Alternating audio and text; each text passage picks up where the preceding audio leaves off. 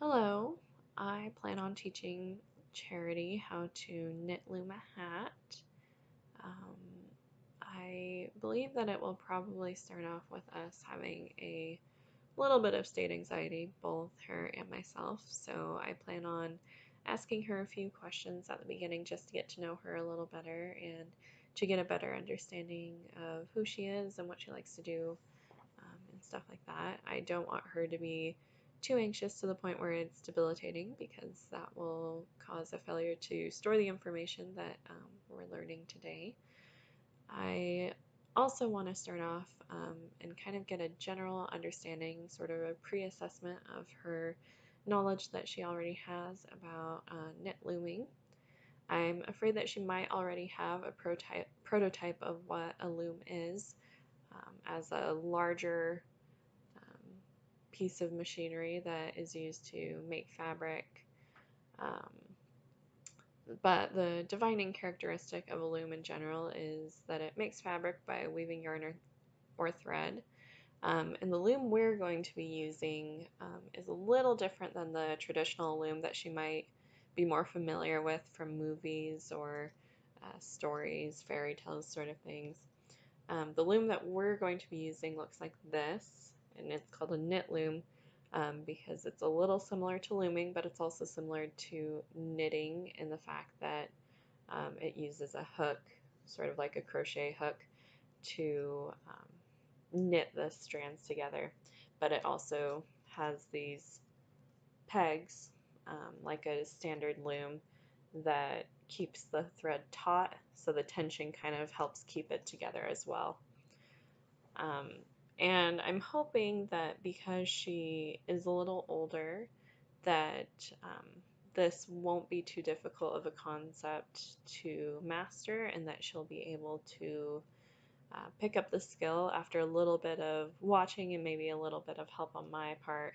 Um, Hopefully, her zone of proximal development, what she can do without help, will get a little smaller um, the, compared to what she can do with a little bit of help from me.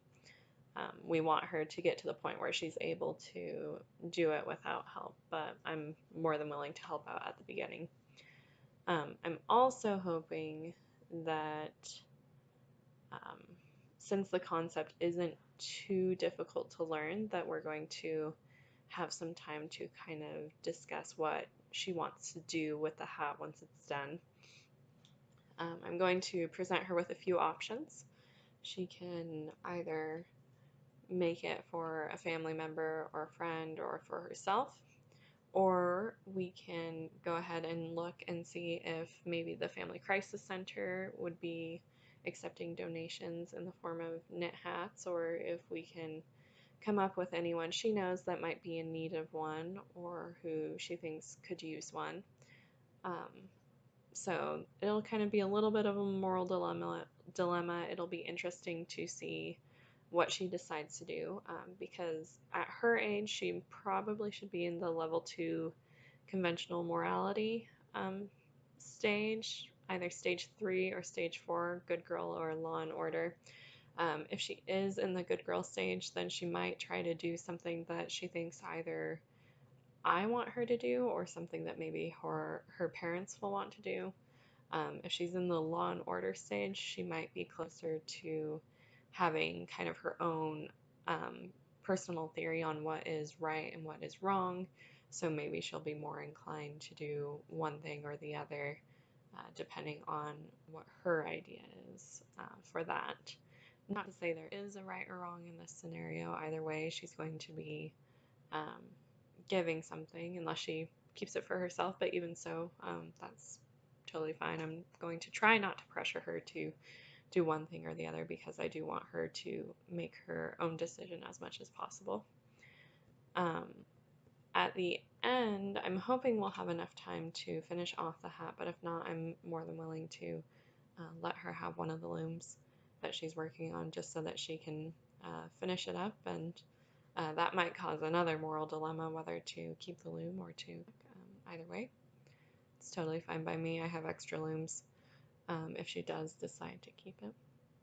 But yeah, I'm hoping it goes really well. I'm super excited to meet her and look forward to teaching her and learning with her. So that's my plan.